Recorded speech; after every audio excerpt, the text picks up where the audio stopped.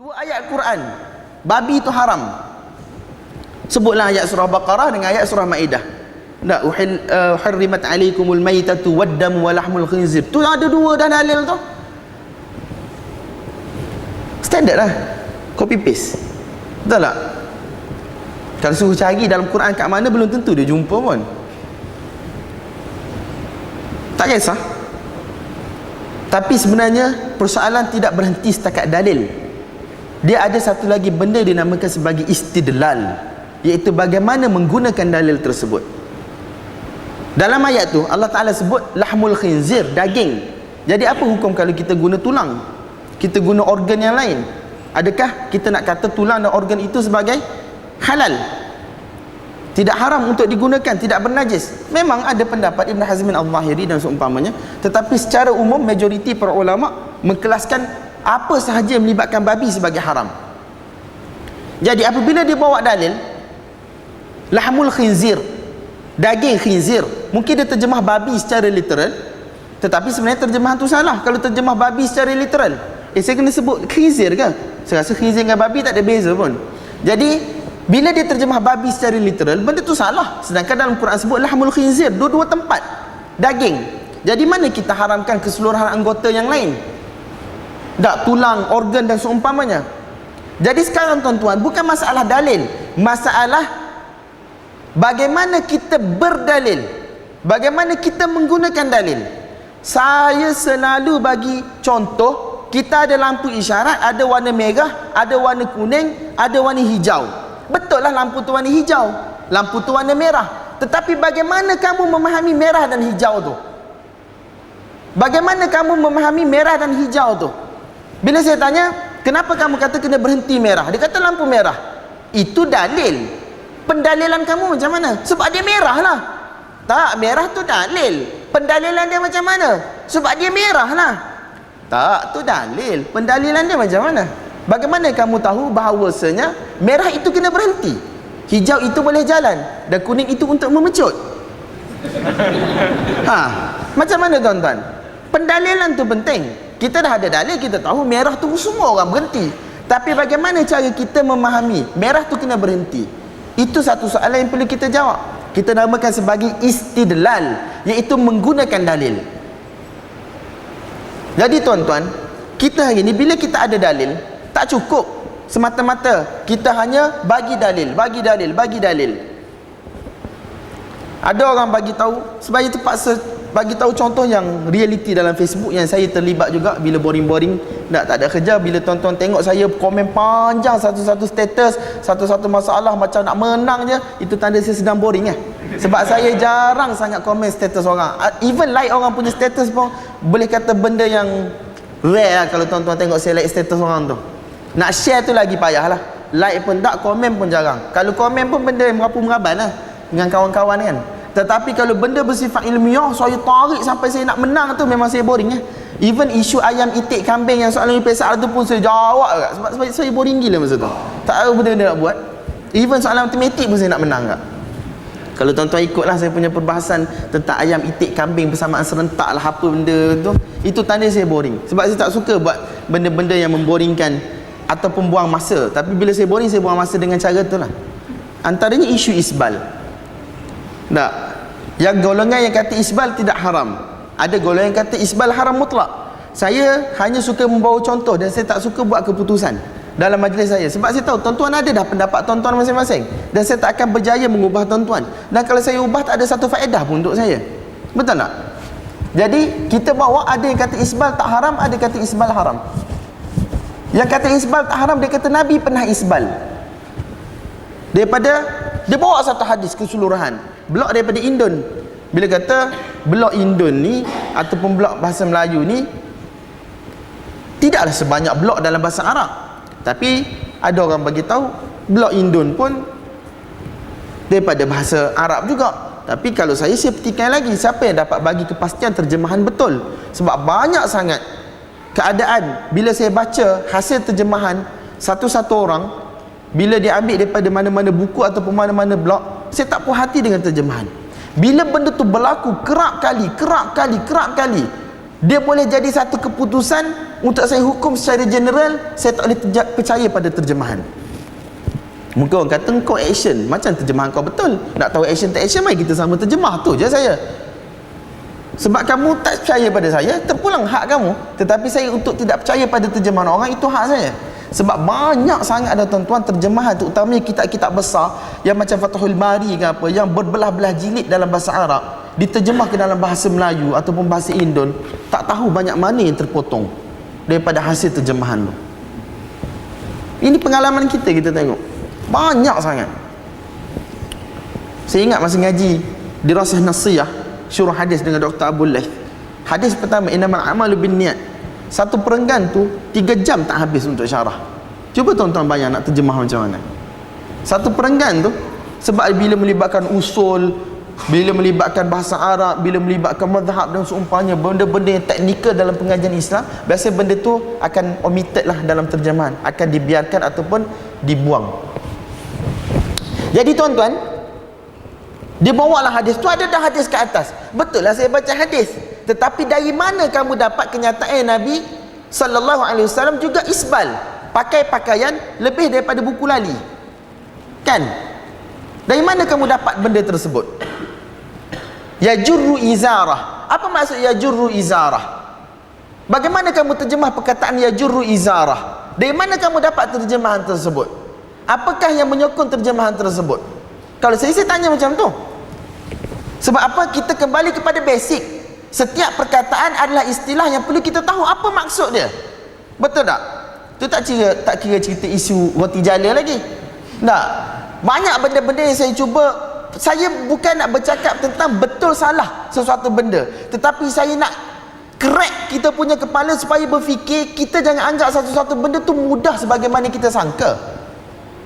Kalau tuan-tuan baca kitab-kitab hadis ke kitab-kitab fiqh, dia akan bermula dengan tafsiran, bermula dengan terjemahan istilah dan seumpamanya. Yajurru izarah. Tuan-tuan nak terjemah macam mana? Perkataan jarra yajurru satu, perkataan izar itu satu. Apa maksud izar? Sebab tu tuan-tuan akan dengar ada orang kata izar ni kain sarung.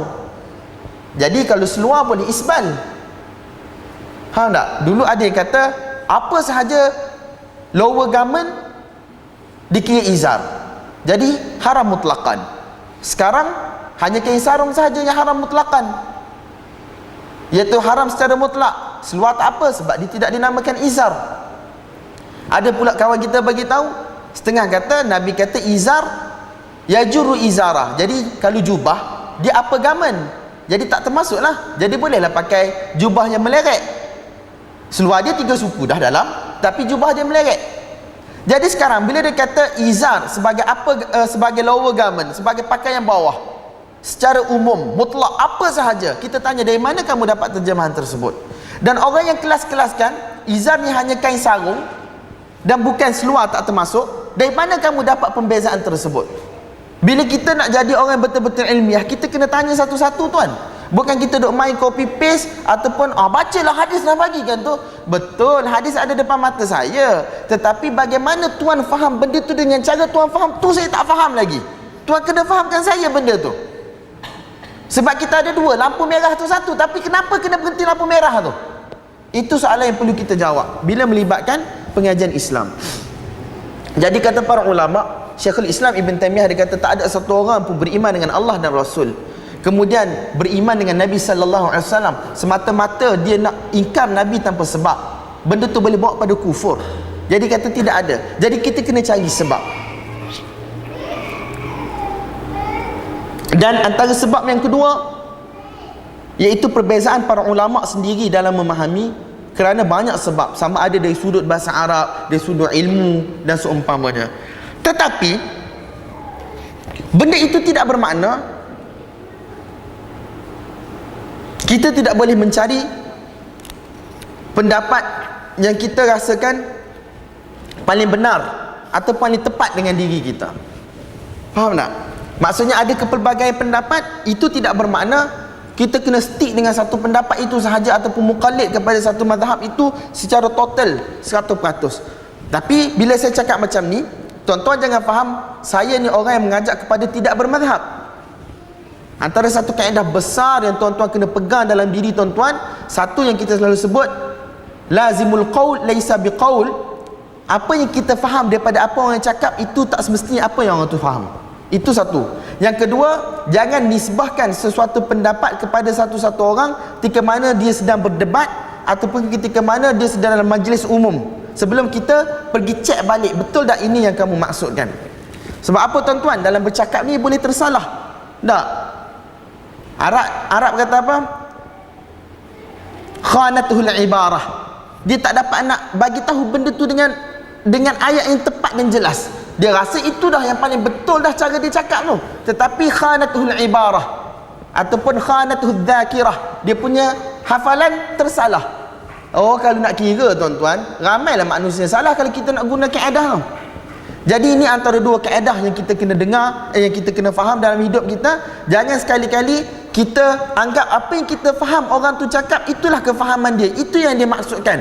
Kecuali kita kena datang dan double check dengan dia. Yang kedua, apa yang orang tu cakap di dalam majlis umum, apa yang orang tu cakap di dalam perbahasan munazarah, tidak boleh difahami itu sebagai qaul orang tu. Secara general baru kita akan selamat. Jadi tuan-tuan, apabila saya katakan bila ada khilaf, tidak bermakna kita kena ikut sebagai muqallid tegar bagi satu-satu mazhab. Jadi tuan-tuan jangan faham daripada kenyataan saya la madhabiyah, saya tidak bermazhab ataupun tidak mengajak kepada bermazhab. Jadi bila saya mengajak kepada bermazhab, menceritakan kepentingan bermazhab, tuan-tuan jangan anggap saya ni orang yang mana memenangkan mazhab, taksub mazhab sehingga mengabaikan hadis-hadis yang sahih. Itu antara dua benda yang tuan-tuan kena faham. Dengan siapa saja, bukan saya seorang, dengan orang lain pun. Sebab apa? Dua benda ni bermazhab dan dalil yang sahih, cinta kepada sunnah, bermazhab, dia dua benda yang pada zahirnya kita nampak macam boleh bergaduh, tetapi benda tu boleh bersatu tuan-tuan. Saya dah buat kesimpulan banyak kali dah. Belajar ikut mazhab adalah untuk letak kita di atas jalan yang betul. Belajar mengikut mazhab adalah sunnah para ulama daripada dulu sampai sekarang. Cuba tuan-tuan sebut pada saya nama ulama yang mana dia tidak dinisbahkan kepada mazhab tertentu. Daripada zaman dulu sampai sekarang, setelah istiqrar 4 mazhab tu, cuba tuan-tuan bagi tahu pada saya ulama yang mana tidak ada gelaran ataupun cenderung kepada mazhab mana di dalam fatwa dia. Hatta Yahya ibn Ma'in, orang kata dia banyak berfatwa dengan fatwa Imam Abu Hanifah. Dulu saya tak faham cerita kenapa Ibn Ma'in bercakap agak tidak baik tentang Imam Syafi'i rahmatullahi alaih. Yahya ibn Ma'in tuan-tuan kenal kan? Kawan Imam Ahmad bin Hanbal rahmatullahi alaih, kawan kepada Imam Ali ibn al-Madini, guru kepada Imam Bukhari rahmatullahi alaih, kawan kepada Imam Ahmad bin Hanbal rahmatullahi alaih, ulama-ulama hebat dalam bidang hadis. Yahya ibn Ma'in, dia cakap satu benda yang macam kritik Imam Syafi'i ataupun benda yang tak elok pasal Imam Syafi'i. Orang tanya Imam Ahmad bin Hanbal, apa pendapat engkau tentang Yahya bin Ma'in yang cakap sekian-sekian pasal Imam Syafi'i? Imam Ahmad kata, aku dah duduk dengan Imam Syafi'i lama dah, wallahi ma alimtu fihi illa khaira, demi Allah aku tidak tahu tentang Imam Syafi'i kecuali benda-benda yang baik sahaja. Imam Ahmad kemudian dia kata, bi'satil khaslatu fi ahli al-ilm, ada satu sifat yang buruk di kalangan ahli ilmu. Yang pertama, dengki. Bila dia tengok orang sezaman dengan dia lebih daripada dia, manusia bashar, manusia seumpama manusia yang lain. Yang kedua ialah hubbur riasah, dia nak ke depan, dia nak orang kenal dia je, dia tak nak orang lain sama-sama angkat panji tu bersama dengan dia. Dia nak kalau boleh dia seorang yang angkat panji supaya orang kenal dia ni lah peneroka bagi kawasan sekian, penebar sunnah di kawasan sekian. Sepatutnya kita tuan-tuan, bila ada orang lain datang bersama dengan kita, ada orang mengaji agama, pergi kepada guru-guru yang hebat, kita rasa gembira. Macam dulu kita jenis style sembunyi guru kalau negara Arab ni. Bila dia jumpa syekh je, syekh yang bagus, yang hebat, bagi kelas, dia sembunyi guru. Sebab apa? Dia takut orang lain pandai. Nanti bila balik Malaysia, dia tak boleh nak brag tentang diri dia, aku ada guru sekian-sekian. Patutnya bila ada syekh yang hebat, guru yang hebat, kita rasa gembira ada orang lain boleh pergi. kita punya bebanan akan makin kurang, makin ramai orang nak kepada kebaikan, boleh tolong kita. Sebab apa kata ulama, ada dua masalah. Satu hasad, dengki. Yang kedua hubbur riyasah ataupun hubbuz zuhur, dia nak berada di depan. Hubbus sudur, dia nak berada di depan. Ini semua penyakit hati, tuan-tuan. Jadi Imam Ahmad kata, Imam Syafi'i rahmatullahi alaih, aku tidak ketahui tentang dirinya kecuali kebaikan. Dan saya terjumpa di dalam satu buku, kenapa Imam Yahya bin Ma'in dia bercakap agak tidak baik tentang Imam Syafi'i rahmatullahi alaih. Setengah kata kerana Imam Yahya bin Ma'in dia banyak berfatwa di atas qaul Imam Abu Hanifah rahmatullahi alaih. Perbezaan mazhab. Jadi tuan-tuan, kita nak bagi tahu bahawasanya ulama-ulama dahulu mereka juga berfatwa di atas qaul ulama-ulama tertentu. Macam saya buat tesis pasal Ismail ibn Ayyash, faqih ahli Syam. Ismail bin Ayyash disebut oleh Al-Zahabi di dalam kitab-kitab dia sebagai orang yang sangat alim, faqih di kalangan ahli Syam, sezaman dengan Imam Auza'i rahmatullahi alaih, dan dia berguru dengan Imam Auza'i rahmatullahi alaih. Dan ulama-ulama nisbahkan dia kepada mazhab Auza'i.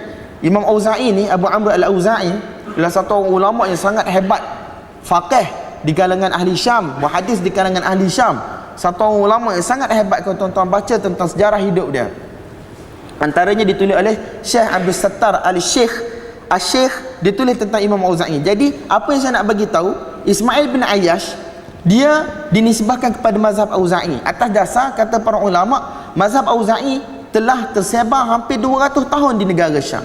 Hatta satu orang yang faqih macam tu pun dinisbahkan kepada fiqh tertentu dalam fatwa. Tidak setuju dengan semua pendapat, tetapi secara generalnya mereka ada mazhab mereka, mereka ada usul mereka, mereka ada metod mereka, mereka ada formula mereka, bagaimana nak keluarkan satu-satu hukum daripada Al-Quran dan juga As-Sunnah. Jadi tuan-tuan, kita bila kita suruh orang belajar ikut mazhab, supaya apa? Supaya kita terurus dan kita teratur dalam pelajaran. Mungkin dalam 6, 7, 8 tahun kita dah dapat banyak benda.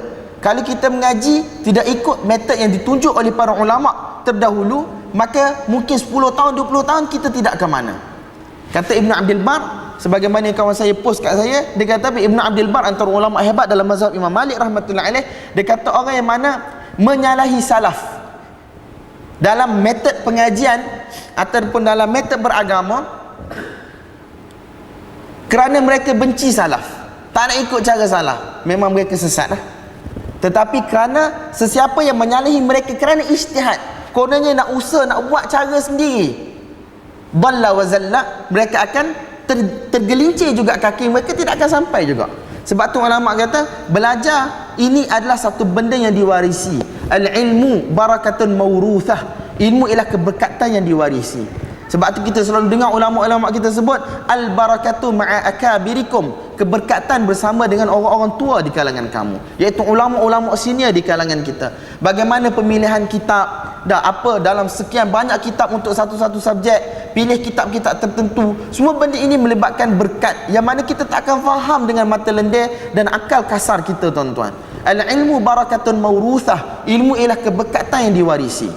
Jadi tuan-tuan, bila kita belajar ikut cara yang betul, apa akan berlaku?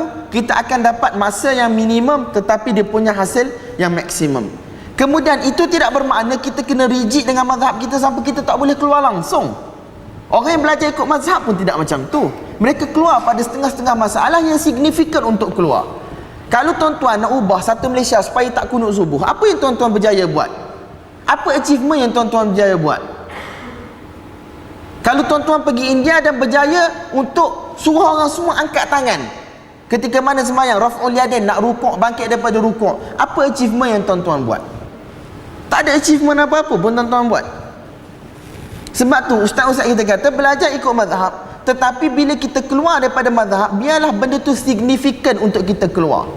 Benda melibatkan mudarat dan seumpamanya, tak benda melibatkan keperluan yang mendesak dan seumpamanya. Kita tidak rigid dengan mazhab kita. Sebab tu saya kata benda ni mazhab dengan hadis yang sahih, pendapat yang kuat daripada mazhab lain, benda tu boleh bersatu kalau kita tahu bagaimana nak blend benda tu, bagaimana nak gabung, bagaimana nak cantum supaya benda tu tak nampak pincang.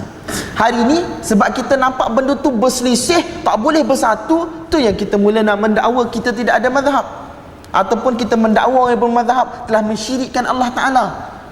Benda ni bukan benda yang kecil-kecil tuan-tuan. Menjadikan seumpama imam-imam mazhab rahban, iaitu seumpama padri-padri Kristian, rahib-rahib Yahudi yang mensyirikkan Allah Ta'ala. Benda ni bukan kita tak dengar awal-awal 15 tahun dulu. Betul tak? Mazhab ni seumpama orang kata wasilah-wasilah kepada syirik. Jadi tuan-tuan, kita kena sedar bahawasanya khilaf para ulama adalah mendasar kepada ilmu.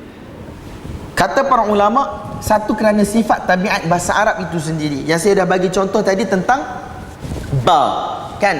Dalam ayat yang sama, wamsahu biru'usikum. Sebelum tu ayat tu ya ayyuhalladzina amanu, dalam ayatnya saja banyak sangat khilaf yang melibatkan bahasa Arab.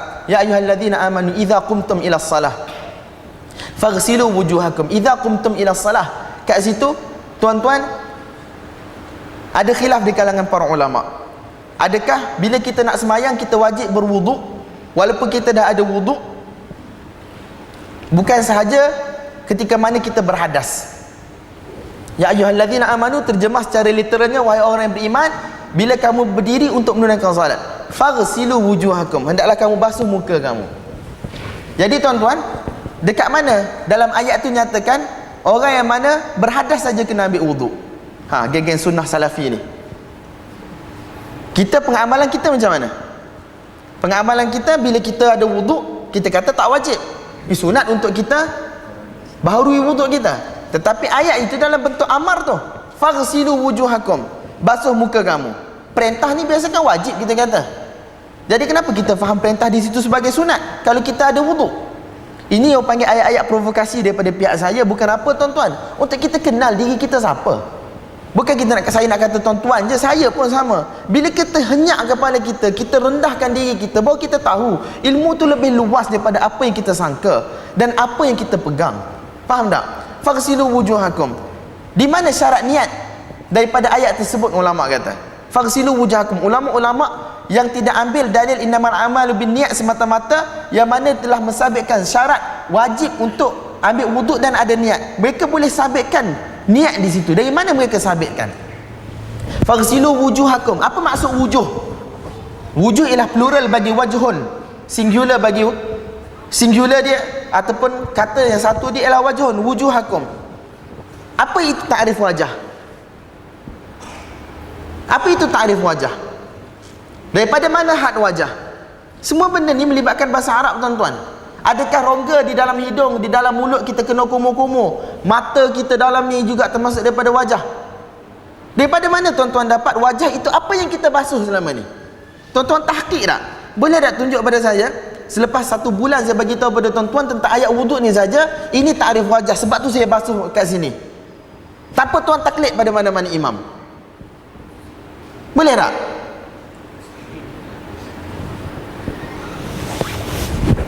Ajibat baik.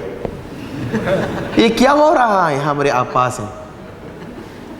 Apa yang berlaku di kalangan kita pun saya tak tahu sebenarnya. Ajibat benda yang sangat pelik lah.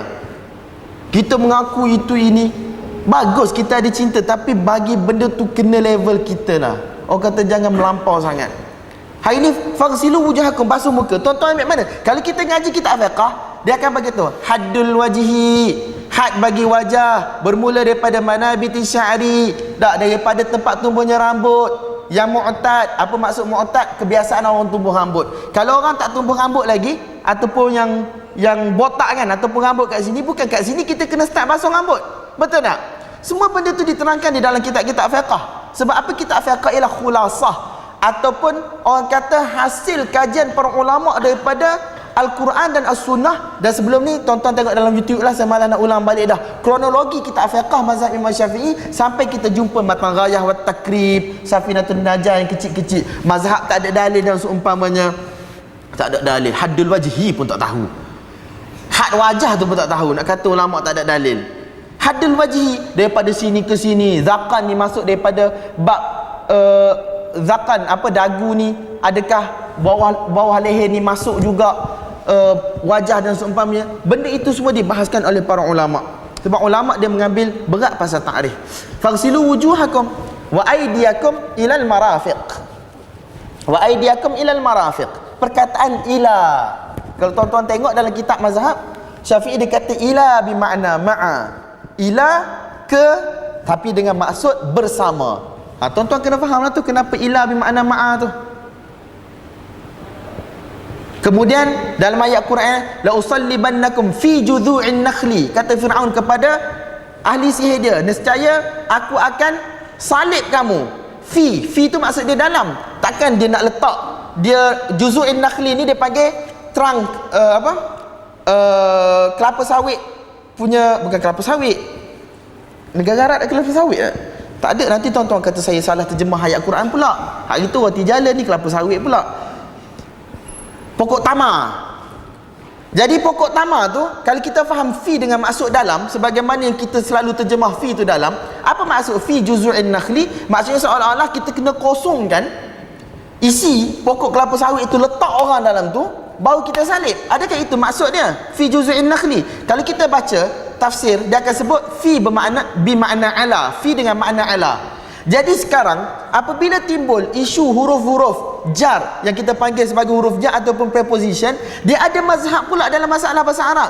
Ada madrasah Basri, ada madrasah Kufi. Orang Kufi cakap macam ni, orang Kufah, orang Basrah cakap macam ni. Ada mazhab yang nombor 3 pula, madrasah Baghdad. Jadi benda ni panjang tuan-tuan. Ila, adakah ila biasanya ila ni sampai kat border tapi tak masuk border. Jadi adakah kita kena basuh sebelum siku ni? Itu maksud ila. Lintihail ghayah, tapi tidak termasuk. Tapi ma'a, dia termasuk dalam border. Macam kalau kita border antara Malaysia dengan Thailand, sampai kat border tu, garisan tu, dah itu maksud ila. Tetapi kalau ma'a, kita lebih lagi daripada tu. Jadi daripada mana pula ulama ambil ila sampai menjadi ma'a? Ila dengan makna ma'a. Kalau ikut otak selapis kita, ulama-ulama tu tahrif lah, mengubah-ubah makna Quran. Faham tak? Famsahu biru'usikum wa aydiyakum ilal marafiq wamsahu biru'usikum. Wamsahu biru'usikum, batu satu. Wa arjulakum. Wa arjulakum. Sekarang ada qiraat yang baca wa arjulikum bahagian bawah. Apa dia punya kesan? Kemudian huruf waw, faghsilu wujuhakum wa aydiyakum, wamsahu waw biru'usikum. Kemudian wa arjulakum. Kenapa diguna waw? Sebab mazhab Imam Abu Hanifah rahmatullahi alaih, dia kata waw li mutlaqil jama'. Semata-mata cukup benda tu, tak kiralah nak buat mana dulu pun. Nak basuh kaki dulu ke, nak basuh muka dulu ke, tak kisah. Sebab waw li mutlaqil jama'. Waw bukan li tertib, tidak menunjukkan kepada konsekuensi antara satu perbuatan dengan satu perbuatan yang lain. Betul tak tuan-tuan? Tapi mazhab kita kata tertib. Dari mana kamu dapat tertib tu? Nabi Allah Ta'ala tak sebut thumma, kemudian. Waw itu adalah limutlaqil jama', semata-mata untuk jama'. Macam tuan-tuan, bila saya kata Muhammad dan Abu telah sampai, apa yang tuan-tuan boleh faham daripada kenyataan tu? Cakap bahasa Melayu lah dulu, senang. Muhammad dan Abu telah sampai. Apa yang tuan-tuan boleh keluarkan daripada kenyataan saya? Telah sampai je, Muhammad dan Abu telah sampai. Betul tak? Itu yang satu. Siapa sampai dulu? Boleh bagi tahu tak? Tak boleh, sebab waw dan tu adalah lil mutlaqil jama', nak bagi tahu dua orang tu sampai. Adakah kenyataan Muhammad dan Abu telah sampai menafikan orang lain sampai? At-tansisu ala syai' laisa nafya ma'adah. Kita menyatakan sesuatu benda, itu tidak bermakna kita menafikan benda yang lain. Atas satu kenyataan yang simple bahasa Melayu pun, kalau kita pergi lebih dalam, ada banyak lagi benda lain kita boleh faham tuan-tuan. Tapi kalau kita kata Muhammad telah sampai, kemudian Ahmad sampai, beza kan? Betul tak? Jadi waw tu mutlaqul jama' di sisi Imam Abu Hanifah rahmatullahi alaih. Tetapi ulama lain kata tak, mesti tertib. Ibnu Taimiyah rahmatullahi alaih dia pusing lagi benda lain untuk menzahirkan tertib. Hukum tu mesti kena basuh muka dulu, kemudian tangan, kemudian kepala, kemudian kaki. Semua benda itu melibatkan bahasa Arab. Wa arjulakum. Kenapa kaki kena basuh? Tidak boleh disapu. Banyak lagi tuan-tuan. So I'm giving you this task insya-Allah. Lepas bulan 4 bulan, bulan 12 saya balik, saya nak tengok satu kertas kerja daripada setiap seorang yang hadir kalau ada masa. Tapi saya tak nak dengar apa nama Imam Syafi'i dalam tu, tak nak dengar apa nama Imam Malik, tak nak dengar apa nama Imam Abu Hanifah, lagilah nama Syekh Albani pun saya tak nak dengar. Saya nak nama tuan-tuan je, kultu, aku kata. Ambil ayat Quran tu, baru boleh jadi mujtahid, bukan mujtahid. Tu antara perkataan yang ada dalam Facebook juga. Saya pun tak tahu apa yang berlaku pada kita tuan-tuan. Bila kita sibuk nak makan dulu boleh minum dulu. Saya pun tak berniat utama sebab saya nak kena pergi hantar sepupu saya ke airport. Dia naik flight yang lain, dia sama dengan saya juga di sana. Dia flight pukul 5.40, saya flight 9.40. Tapi ada yang nak disampaikan. Tapi kita boleh pergi minum dan kita sambung sikit lagi insya-Allah pukul 12 lah. Walaupun saya bagi tahu tadi pukul 9 sampai pukul 11, tapi bila dapat mic ni, dapat tuan-tuan pun nampak macam semangatnya, saya pun kena semangat jugalah. Tak tahu bila lagi boleh membebel kan. Jadi gunakan masa ni semaksimum mungkin insya-Allah. Okay, insya-Allah kita boleh minum dulu. Sallallahu